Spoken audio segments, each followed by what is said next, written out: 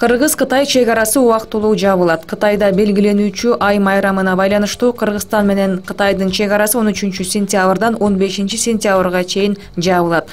Мамлекеттик чек ара кызматы ушундан улам Торугар жана Эркеч там өткөрүү пункттары жабылаарын билдирди. Майрамдан кийин 16 сентябрдан тарта аталган пункттар жарандар жана транспорттар үчүн кадимки тартипте иштеп баштайт.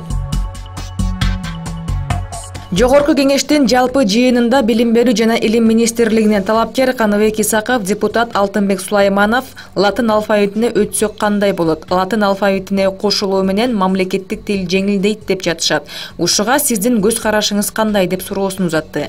Каныбек Исаков латын алфавити түрк тилдүү элдерди бири-бирине жакындатуу максаты бар. Эгерде мамлекеттин мүмкүнчүлүгү болсо, мен бул латын тамгасына өтүүнү колдойм деп жооп берди. Алмазбек Атамбаевдин айдоочусу кеңешчиси мурдагы президенттик аппараттын башчысынын орун басары Икрамжан Илмияновду абакта калтыруу мөөнөтү 12 ноябрга чейин жылдырылды.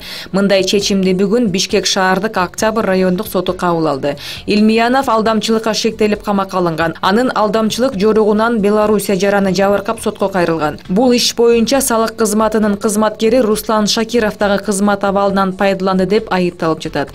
Тергөөнүн аныктоосу боюнча бир фирманын жетекчилиги фирмага байланышкан кылмыш ишти токтотуу жана камакка алынган унааларды чыгаруу маселесин фирманын пайдасына чечип берүү үчүн Илмияновго $150,000 пара берген. Тоң районунун аскер комиссары жергиликтүү тургундан $1000 пара алып, аскер билетин жасап берген. Бирок аскердик билет жасалма болуп чыккан. Шектүү же ишти бүтүрбөй же акчаны ээсине кайра кайтарган эмес. Финпол аскер комиссары чынында эле пара алгандыгын аныктады.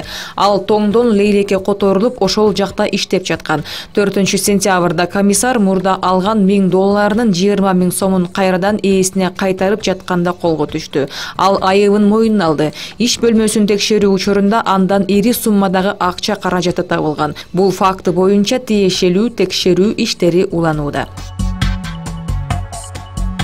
Айыл банк лизинг катары 300 техника бирдигин берди. Бул тууралуу кабар агенттигинде өткөн маалымат жыйынында Айыл банк лизинг башкармалыгынын башчысы Урмат Акматов билдирди. Анын айтымында быйыл банк мамлекеттик лизинг 5 аталышындагы жаңы продукт ачкан. Трактор жана комбайндарды 6% чени менен 10 жылга берүү. Учурда дээрлик 600 миллион сомго 300 даана техника берилген.